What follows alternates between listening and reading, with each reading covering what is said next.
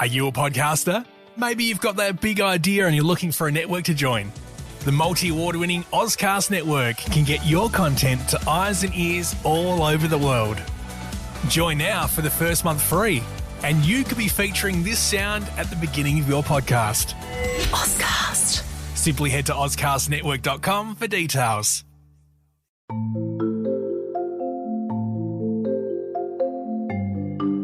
Thank you for downloading and listening to This Pathological Life. If you're interested in continuing the story, we have a second series called This Medical Life. Please download it and subscribe now. Dr. Travis Brown, why do we need a podcast called This Pathological Life? Every disease has its own story to tell. So we're going to tell them.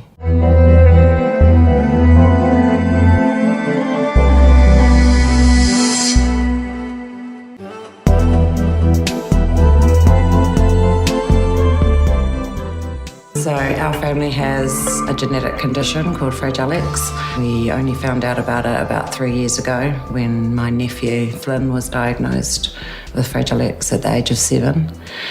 Following that, my other sister's son Leo, who was also 7, was diagnosed with Fragile X. Then my niece, who was 11, was diagnosed with Fragile X. At that time I had a 20-month-old and an 8-month-old, and they were both also diagnosed with Fragile X. Most of the people that I encounter have never heard of Fragile X. For this episode of This Pathological Life, Dr. Travis Brown, can you sit to the side? Certainly. Because we have someone taking your spot as the guide and the chaperone for this episode. Are you replacing me, Steve? Just testing it out the waters. Our special guest for this episode, which is all about Fragile X, is Graeme Suthers. He's the Director of Genetics for Sonic Pathology Australia. Graeme, welcome back to This Pathological Life. Thank you. I'm delighted to be here. And I've noticed on this visit, you're now usurping Dr. Travis Brown out of his role, bit by bit. I'm savouring every moment that it lasts. Now tell me, Fragile X, why do we need to be talking about this? The Fragile X syndrome, it's a weird name. I'm not suggesting that the people who have it is weird, but it's not the typical name that we would have for a syndrome. And it describes a fascinating cytogenetic abnormality that occurs in people with the commonest form of intellectual disability. This is a condition which embraces some fascinating history, cytogenetics, molecular genetics. There are profound social and psychosocial dimensions to this, and some very real grief for the families who are caught up. And as I say, this is the most common form of familial intellectual disability. Graeme, in the first part of our episodes, we like to dig back into the history. So with this Fragile X syndrome, what is the story of discovery behind this? How did we transition from patient to diagnosis? There's a bit of personal history in this, Steve. I was involved in a very exciting part of this story, but I'll go back to prior to my involvement. Back in the 1970s, there was growing recognition of the potential for there to be particular genes on the X chromosome that are involved in intellectual function. Let me just step sideways for a moment to explain the significance of that. The brain uses almost all the genes that are active in the body are active at some point within the brain. It uses an incredible diversity of genetic information to make the human brain. If you have an error in one of those genes, it may cause a problem in hand formation or heart formation or kidney formation or whatever. And there is often, not always, but often some associated impairment of intellectual disability. And so the early field of clinical genetics recognised that a combination of structural abnormalities and some disability in terms of intellectual functioning often went hand in hand and was the basis for categorising syndromes and disorders and tracking down the genes and so on. But it was recognised in the 1970s that there were some individuals in particular boys, who had intellectual disability without any other apparent problems. So this was a uniquely brain problem without there being any collateral damage, if I could put it that way, in other organs. And this seemed to be, in particular, a thing amongst boys. It occurred more commonly in boys. This sort of non-syndromic intellectual disability happened more commonly in boys than in girls. And there was a very astute clinician called Gillian Turner in Sydney, in New South Wales, who was the clinician involved in caring for children who were in residential care. And she describes having a bit of a brainstorm at 10 o'clock one night. Next day, she's back there at the institution going through the records of the children who were there and assigning them into two piles, those who had non-brain abnormalities and those who did not. And when she looked at the pile of those who did not, she found more affected brothers in contrast to everybody else. So this raised, it's indirect, very clinically based, but highlighted the potential for the genes causing this brain-specific intellectual disability being on the X chromosome. Let me remind listeners of the basic genetics here. Boys have one X chromosome, girls have two. If a girl has one of these mutations on an X chromosome, she's got a second X chromosome which acts as a backup, and so she is largely protected from the impact of this. But a boy does not have that spare. And so the boys are particularly exposed to the potential problem arising from a mutation in one of these brain-specific genes.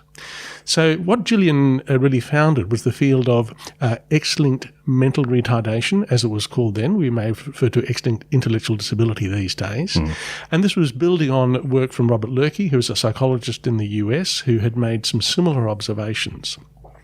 What really set Jill apart from other people in this field was her clinical involvement and how carefully she worked at identifying families and using the information in the family's pedigree to provide counselling advice to the young women in these families about their risk of having an affected child. And that remained her passion throughout a very productive professional life, to ensure that the scientific insights were clinically useful.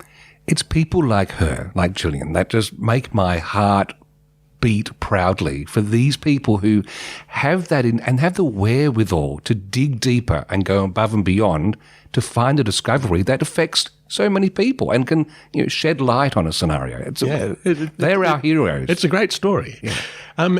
At about the time as Gillian was resolving this, it was recognised that in some of these families, when you did chromosome studies, because they'd done chromosome studies to try and find what the problem was, and the chromosomes looked normal, but if you did a particular manipulation in the chromosome analysis, you could identify that there was what's called a fragile site on the end of the X chromosome. So that this is an area where the chromosome, again, when you do this particular manipulation in the cell culture, it becomes very thin, and in fact the end of the chromosome can break off. Now, I want to emphasise that this is something that's happening in the laboratory. It doesn't happen in real life. Okay. We're not doing the manipulation in humans, but if you do things in the test tube and deprive the test tube of certain nutrients and so on, chemicals, you get this consistent phenomenon. And it occurs in some of the affected boys who had this X-linked intellectual disability. There is a particular fragile site at the end of the X chromosome associated with X-linked intellectual disability, and in the late 70s it became clear that this could be drawn together as a particular syndrome called the Fragile X syndrome. Right. And one of the leading lights in this cytogenetic work was Grant Sutherland, a very eminent South Australian cytogeneticist who did some of this work in Glasgow and then came back to South Australia in the 80s and established a very successful cytogenetics laboratory at the Women's and Children's Hospital. So we have both Gillian Turner in New South Wales and Grant Sutherland in South Australia, who really provided the foundation for understanding this complex, confusing, wonderfully rich and devastating conditions. There's a very strong Australian connection there. And let's make it even more strongly tied, because you mentioned you had a direct link to this story as well. I did, and I had the privilege of working with Gillian Turner in Sydney in 1986. And she knew that I was coming over in 1987 to work with Grant Sutherland as a PhD project on the Fragile X syndrome. So Jill, in her inimitable style, said, I've got a job for you, Graeme. And one Saturday, we went out to a small suburban home in Sydney, and Jill had contacted the matriarch of this large family with excellent intellectual disability and said, we want to have a gathering so that this young Dr. Suthers can collect blood samples from as many of you as possible to take to Adelaide to do the research to try and find out what's going on in your family. And it's a credit to Jill's relationship with the family and to the family that they did that. And I arrived to what was in some ways a both heartwarming and bizarre experience of having this extended family all gathered together for a common purpose for their family, and a large number of intellectually disabled boys and men who were there with their family members. The interesting thing about this family was that it was a large family, clearly motivated. They had excellent intellectual disability and no fragile site could be found. So the key question that was puzzling Jill at this time was, is this really the Fragile X syndrome, or is this something else on the X chromosome? That was the unknown back then.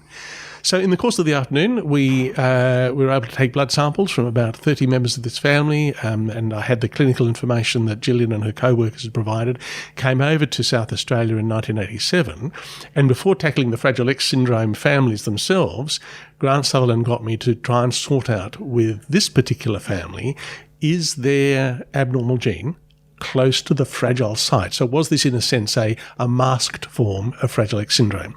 And it turned out that they had a gene completely elsewhere on the X chromosome. And so this was the first evidence that, in fact, we have multiple genes along the X chromosome which can cause intellectual disability. And the Fragile X is, there's another chapter coming for that. But the Fragile X is only one of a number of genes that are in this category. In these recordings, my eyebrows often raise, not as much as they have been raising so far, but I think we just need to pause because I want to come back and go into the pathology, the scientific investigations that followed from this setup.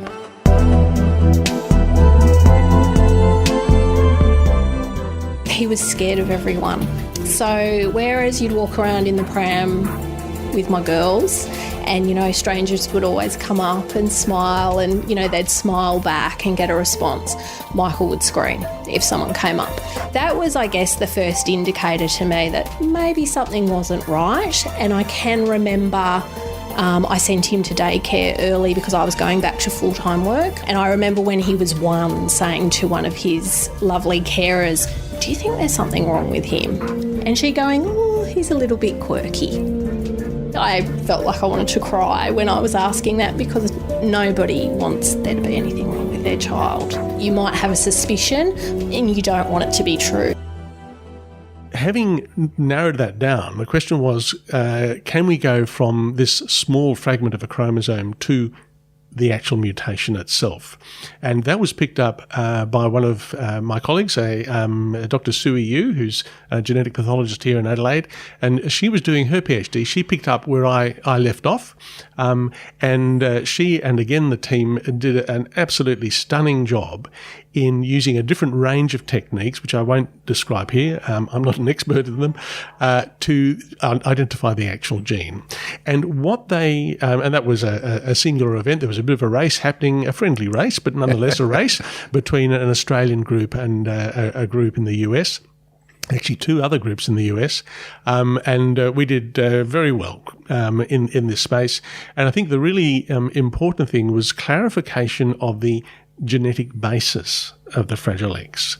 And as we've already touched on, this is at the time, it was a unique form of mutation that we hadn't seen anything like this before.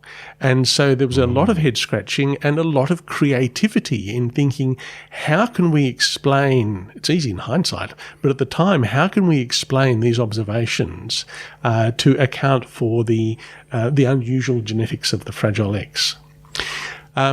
And the short answer was that this indeed is a dynamic mutation, a mutation that can change in size.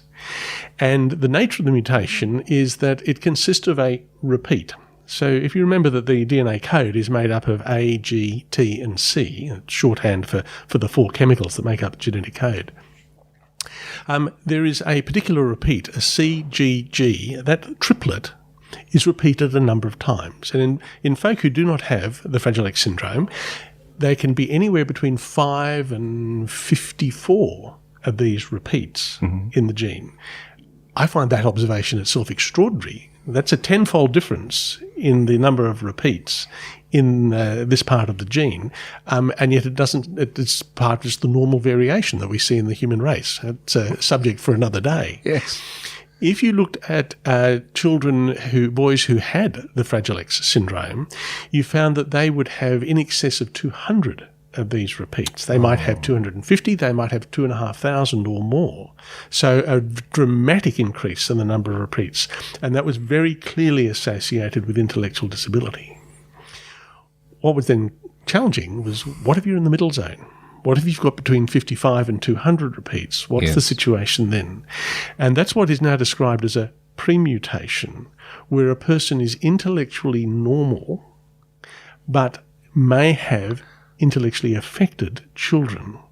And we'll come back in a moment to dissect that apart, because it's going to depend on the gender of the transmitting parent, if I can put it that way. So let me describe some of the dilemmas that we had about the Fragile X syndrome and what this new understanding of the mutation could explain. We knew that there were boys with intellectual disability, and it turns out that they had the full mutation. That's fine. A boy inherits his X chromosome from his mother, and we found that some mothers had intellectual disability and some didn't. And when I say intellectual disability, it was much milder than in their sons, but they weren't as bright as perhaps their peers or in some cases their sisters. So there was clearly some impact on intellectual function, albeit not as striking. But there were other mothers who were carriers who were passing this mutation on to their children, who were clearly intellectually perfectly normal. So what was going on here? It transpires that the mothers who did have some impairment of intellectual function almost always had a fully expanded mutation. They were protected from the full impact of that because they have a second normal X chromosome. So from that point of view, it's a much milder situation than you see in the boys, but there is some tangible impact if you know what you're looking for. And it's very much understanding, in a sense, being conditioned to go looking for something like that once you have a boy identified with the Fragile X syndrome. So I'm thinking of the clinic environment. I'm not talking about walking down a supermarket and being able to pick carriers out. That does not work. But in the context where a child has been brought to me with the Fragile X syndrome, you can often pick whether mum is likely to have one of these expanded mutations. There are some of the mothers who were intellectually perfectly normal who also had an expanded mutation, and yet they seemed to be relatively unaffected. We think that there's a reasonable explanation for that in a phenomenon called X inactivation. And again, a little sidestep, you might remember back from the med school days, that a man has one X, a woman has two, but in every cell in the woman's body, one of the X chromosomes is inactivated. And the biological reason for that, if we can think of it in terms of a reason, is that both men and women have one active X chromosome, which is doing the X chromosome work in the cell. It's just that the women have a second inactive copy. It's purposely switched off so that the number of genes active in a woman's cell is the same number of genes active in a man's cell. Again, fascinating story. And if by chance the X chromosome with the full mutation is switched off in the majority of a woman's cells so that she's relying on her normal copy, she won't have intellectual disability. So that's a proposal to explain at least some of these situations where a woman can have a full Fragile X mutation and be completely unaffected by it. But the more interesting scenario is women who have who don't have a full mutation. They have that premutation. They had a repeat range in the number, sort of 55 to 200 or so. And these women are indeed intellectually normal, and the mutation, as it passed from mother to son, expanded tenfold or more to cross that threshold and cause the problems in the affected child. So this is what I mean by a dynamic mutation. It changes over the generations. Let me pick up the story of the woman who has a pre-mutation, who is intellectually unaffected. Mm-hmm. We do now know that those women are also at increased risk of developing premature menopause. Right. Nothing to do with intellectual ability. And when I say premature menopause potentially by the age of 40 or even earlier. Gee. So we don't have a good explanation for that. We do know that the ovaries in women with a pre-mutation tend to produce more eggs, and in fact they're more likely to have twins for that reason. But trying to tie this all together to understand the Fragile X intellectual disability story remains an ongoing project. These women with a pre-mutation are also at slight risk of developing a tremor disorder in later life, over the age of 60 or so, where they can develop a progressive tremor that can interfere with some of the activities of daily living. It's not uncommon for there are other causes of tremor at that age as well. So the diagnosis is not always straightforward clinically, but the genetic test will indicate whether or not tremor in an older woman is indeed due to this. And my reason for giving you that background is that we now need to go a step back into the woman's history to her father, because remember, she got one of her X chromosomes from her dad. Yes, of course. And it had become clear in the 1980s that there were some men who had this pre-mutation who were totally unaffected. So here we had an X-linked disorder of intellectual disability that could be passed on by an intellectually normal bloke. And that conundrum baffled many heads. There were all sorts of theories being thrown around. It was a clever epidemiologist in the US, a lady called Stephanie Sherman, who clearly articulated this Sherman paradox and was able to demonstrate from studying the families that these men do exist. They must exist from looking at the family trees, and we had no idea why. And so they have this pre-mutation again. They're not at risk of intellectual disability. They're not at risk of premature ovarian failure because they don't have ovaries. They are at risk of developing that tremor disorder in later life. And when they pass their pre-mutation onto their daughters, it does not change in size.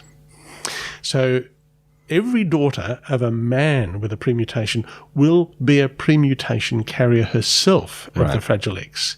But when any of the daughters goes to have a son, there is a chance that the pre-mutation will either stay as a pre-mutation, intellectually okay, or that it will expand beyond the threshold and cause intellectual disability. So you can see why this is tiger country, and that if we had a podcast whiteboard, we'd be up to about whiteboard number 16 at this point, noting all the elements of it. That's the perfect time to pause briefly. We'll come back and we'll have a look at the pathology behind this.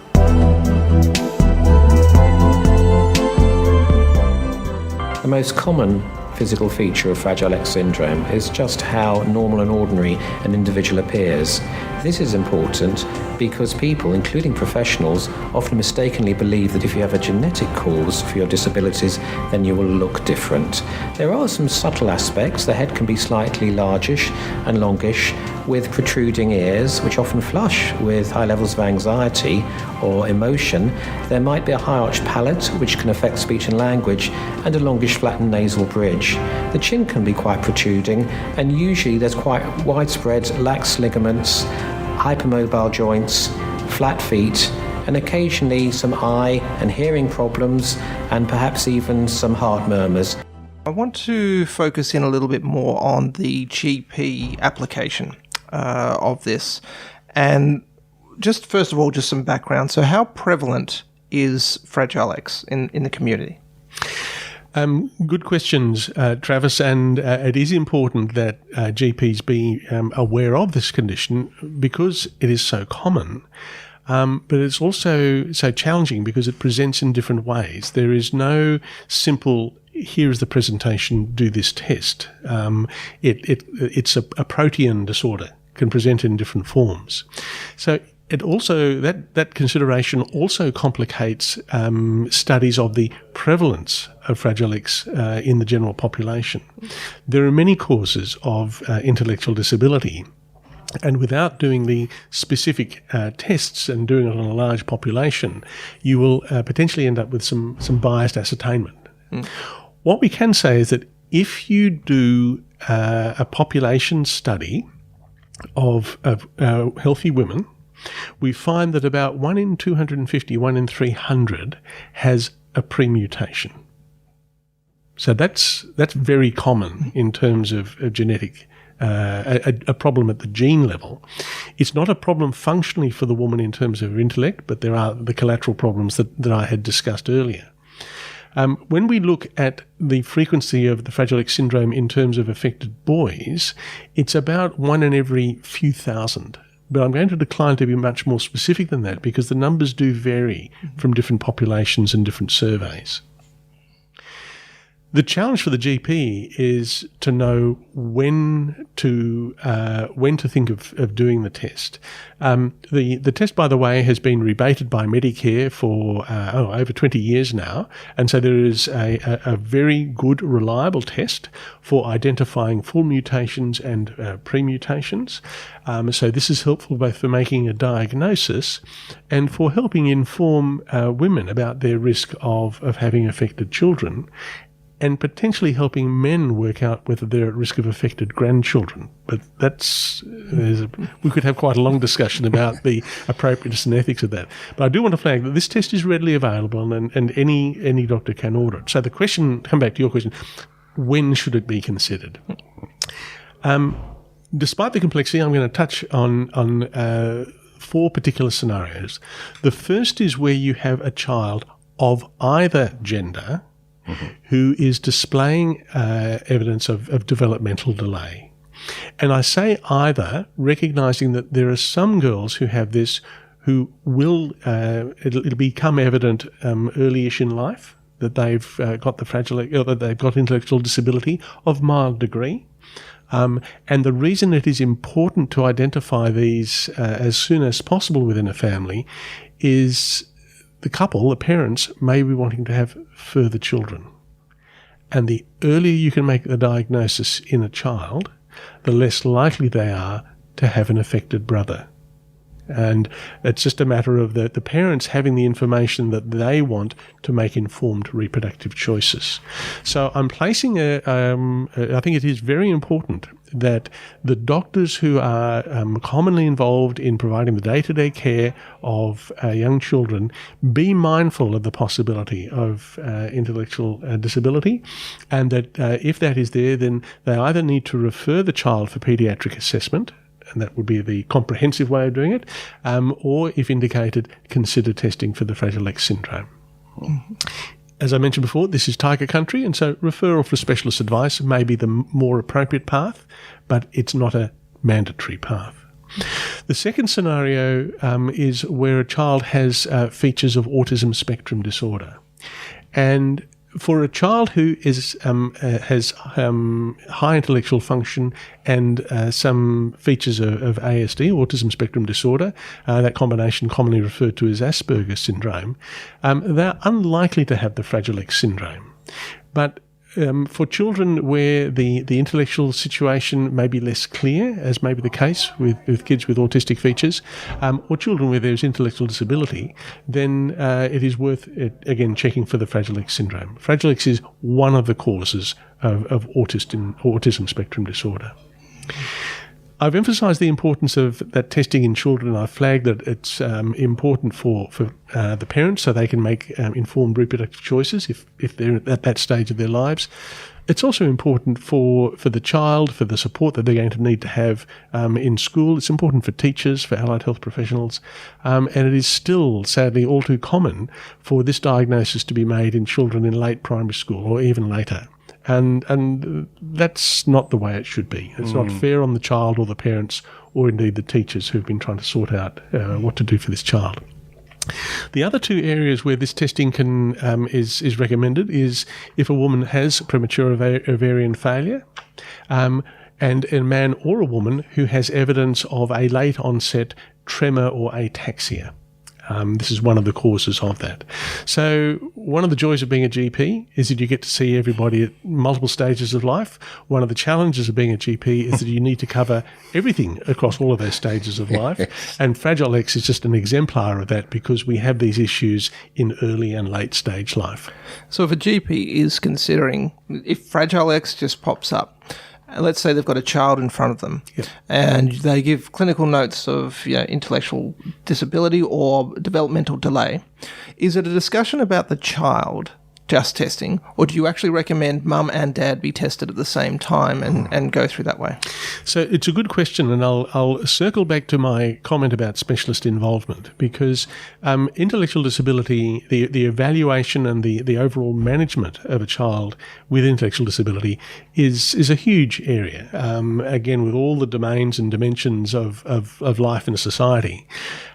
That's where I think it's important to have specialist advice to help manage the complexity of that situation. Fragile X is not something to be assessed or managed as a one-man band.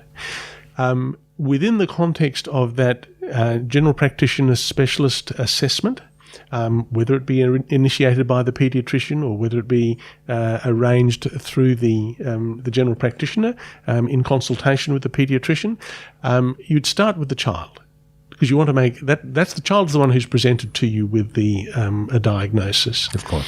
and resolve the question one way or the other with the child. I would caution against testing mum or dad at that stage until they've got some more information. So they need a chance to sit down with a genetic counsellor or a clinical geneticist to step through what the implications are. Because I've touched on some pretty significant issues here, both in terms of the child, and you can readily imagine issues of grief and guilt and embarrassment and all those sorts of things in relation to a child's diagnosis. But then we've also got the confounding factor of the heritability of this and the potential implications for other members of the family and the implications for the parents' health themselves if they are a pre-mutation carrier.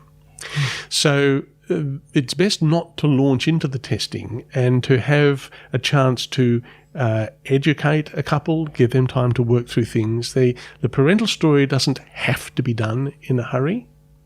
I'd say too that the diagnosis in the child, the genetic test in the child, doesn't have to be done in a hurry. It may be appropriate to take some steps to sort that out. I just don't want the delay to be due to ignorance. If it's a considered choice to take some time to make this diagnosis and work it up in the family, that is, from a medical management point of view, absolutely fine.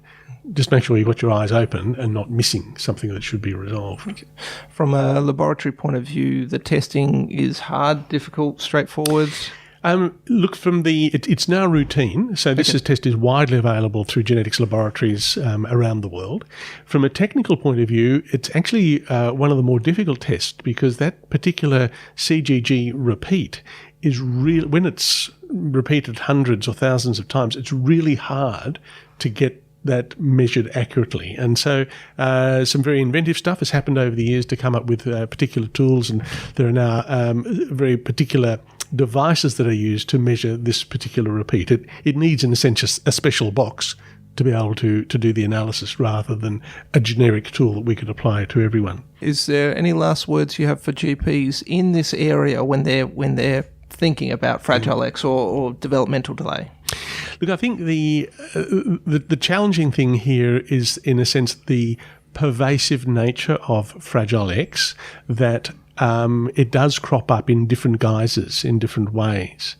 And in the busyness of being the clinician responsible for a young child, and you're dealing with the coughs and the colds and the milk intolerance or whatever it might be, it's sometimes a bit difficult to fly the helicopter a bit higher and say, how is this 3-year-old going? Let me step back from the acute crisis, the urgent, and ask perhaps a more important question: how is this kid going? And it's so I'd encourage GPs to, in a sense, factor that into their assessment on a regular basis. And particularly if a parent comes and says, I'm concerned about, to listen and follow that through.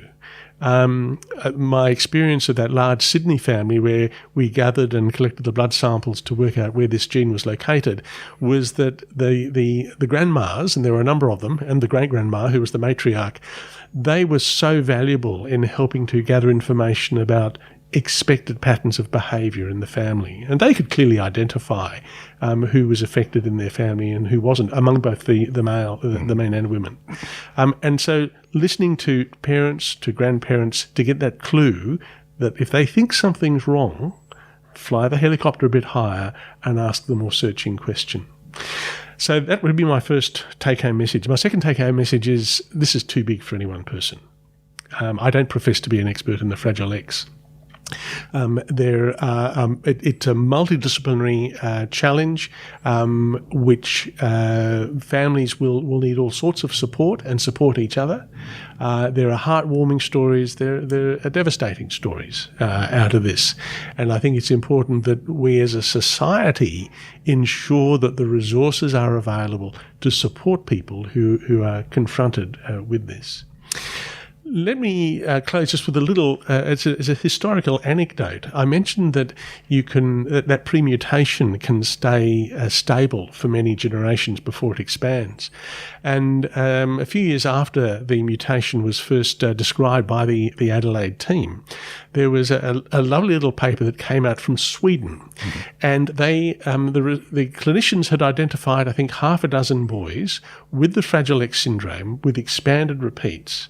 And because of the parish records held in the Swedish villages over the last 500 years, they were able to link these 6 boys back through multiple generations of men and women to a distant ancestor back in 1500, and were able to show by genetic means that it was exactly the same bit of the X chromosome that had been inherited down this myriad of lines to these boys. But it was only in that last generation or two that the premutation had expanded to cause the Fragile X syndrome. So this is something that can carry implications over generations. And I can see the question forming on Travis's lips. Well, what happened recently? You know, what political event or toxin or what caused the expansion? As far as we know, it is chance. And the Swedish investigators chanced upon this family. There'll be plenty of other families that have the same sort of process happening, but it hasn't chanced in a way that drew them to our attention. What a note to finish on. Graeme Suthers, thank you again for joining us, Director of Genetics, Sonic Pathology Australia. Thank you. This Pathological Life is produced by ClinPath Pathology in South Australia. Episode notes, references and learning objectives, when applicable, can be found at thispathologicallife.com.au. And you can contact the hosts on Twitter via @Dr. Travis Brown or @Steve Davis.